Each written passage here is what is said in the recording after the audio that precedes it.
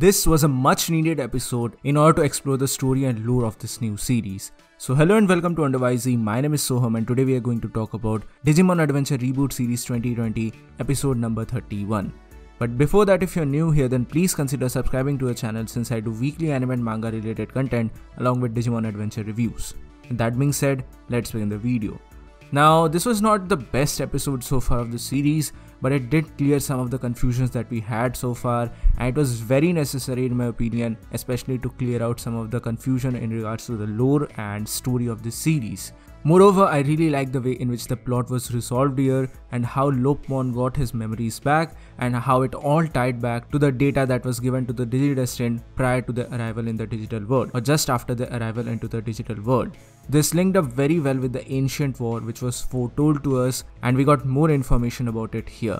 Moreover, there are some very interesting Digimon that appeared in this episode, some very interesting debuts, as well as the return of possibly one of the most awaited Digimon in the series so far in the form of Millenniummon. I made a video on this particular topic a couple of months back that Millenniummon will probably go on to become the major force or major villain of the series, and lo and behold, that is absolutely truth.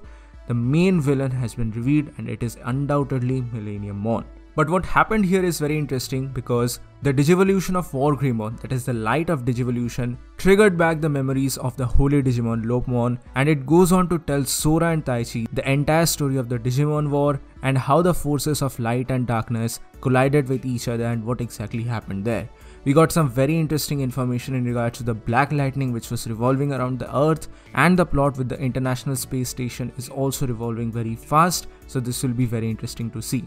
Moreover, we get more glimpses of this so-called ancient war, and I think this was handled in a very great manner because here we get to see Wargreymon in its actual colored form, but the other mega of the chosen children were in a silhouette sort of a thing. Of course, we as longtime fans know what is being talked about here, that is Metal Garurumon and the other megas, but this was very interesting to watch. Moreover, it also confirmed some more stuff, and that is very interesting in my opinion, especially in regards to the Holy Digimon.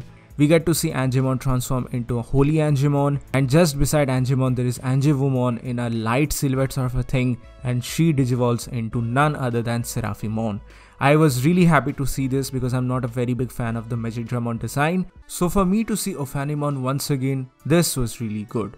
We get more and more information and explanation in all of this, and we also get to see the leader of the darkness, which is none other than Seed Millenniummon of all people.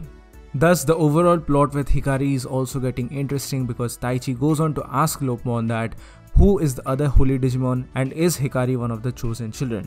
Of course, there are more questions in this particular regard, that who are the original chosen Digimon who were fighting in the war, and why did they forget their memories after their defeat, and what exactly went on here, and how Taichi and group got the chosen children tag. So I really don't know if that would be explored in the series that much or not, but it was nice to see the history or the prior history of the series and how the war shaped the entire continents, because we get an explanation for the Cloud Continent, the Eternal Continent and everything. Moreover, the entire stuff with Lopmon really reminded me of Digimon Frontier. If you have seen the series, you know what I'm talking about, especially in regards to the 3 Holy Digimon.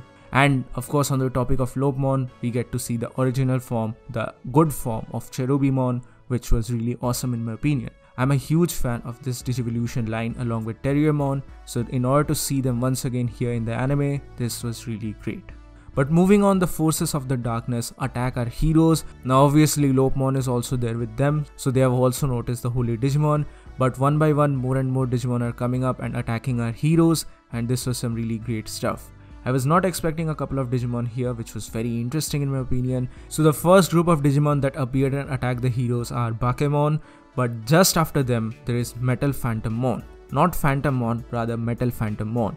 I was not expecting this to see, but this is once again an X-antibody Digimon, and with time I'm thinking that more and more Digimon are showing up with the X-antigen or X-vaccine or X-virus. So is it possibly hinting towards Omnimon X or maybe another form of Omnimon? We'll probably get more information about that in the future of the series, but for now I've already made a video in this particular topic. You can watch it here, links are in the description below. But a dangerous fight takes place here with Metal Greymon and Metal Phantommon on one side, and on the other hand 2 more Metal Phantommon are attacking Garudamon. So this was some nice stuff, but at the end of all of this, Metal Phantommon digivolves into Gokumon. I was not expecting this. Yeah, I had seen the previews and everything for this episode, so I knew that this was coming. But still, the fact that Gokumon finally appeared in the anime, I think probably after 20 years or something, this is very interesting. And for those of you who do not know, no, this is not Gokumon from like Dragon Ball or anything. If anything, this is not related to the Sun Wukong story. This is a totally different Digimon. And in the English dub, this character has been referred to as, I think, Reapermon or something like that, because he's like the Grim Reaper and he's a digital criminal basically. This is a mega level Digimon and he is very fierce. And of course, in order to beat this guy, Metal Greymon digivolves into War Greymon. Now again, this Digivolution sequence was really great. I think a couple of things were added here, like the Ultras arms and everything. I don't remember that being in the last episode, but this Digivolution sequence was once again very great. Probably some of it is reused, of course, but this was really great. And War Greymon just one-shots Gokumon. This was epic. This was absolutely epic. But at the same time, Lopemon calls for the help of some ancient Digimon in the form of Komondomon. I have absolutely no idea who this guy is. This is probably some totally new Digimon which I have not seen before, which has not appeared before in the series so far. But basically this Digimon is like a carrier Digimon, a vehicle for transportation. And from now on, it's pretty sure that the chosen children will use this Digimon as their vehicle to traverse across the digital world. So this was really interesting in my opinion. There were some very good explanations that were given here, and the plot is definitely getting more and more interesting. So this is it for today guys. Thank you so much for watching. What do you guys think about episode 31? What were your favorite moments here? Please mention them in the comment section below. So that's it for today guys. Thank you so much for watching. Please give this video a thumbs up if you like it, share it with your friends and subscribe to the channel for more. This is WonderYZ and I'll see you soon in the next video.